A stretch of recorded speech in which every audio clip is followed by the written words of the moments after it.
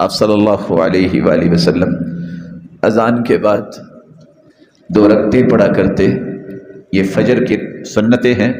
رسول اللہ صلی اللہ علیہ وسلم نے فرمایا رکعتا الفجر خیر من الدنیا وما فیہا.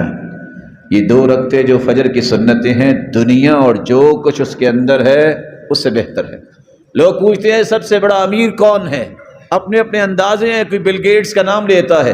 جو فجر کی سنتیں پڑھتا ہے کوئی بھی مائی کا لال اس جیسا امیر نہیں ہے، کیونکہ وہ چند ٹکوں کا مالک. اور حدیث کہتی ہے دنیا اور جو کچھ دنیا میں ہے ان سب سے بہتر ہے تو 2 رکعتیں ہیں.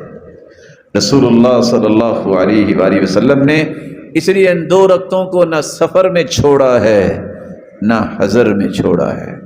رسول اللہ صلی اللہ علیہ وسلم کی سنت ہے کہ آپ ان 2 رکعتوں میں سورۃ الکافرون اور سورۃ قل هو اللہ احد یہ 2 سورتیں پڑھا کرتے.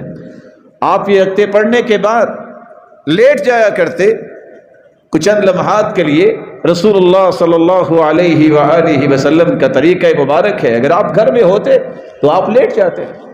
کان یضطجع علی شقہ الایمن، دائیں کروٹ آپ لیٹ جاتے، جو کہ تہجد بھی پڑھی ہوتی تھی. اور آپ صلی اللہ علیہ وسلم ان 2 رکعتوں کو ہلکا پھلکا پڑھتے.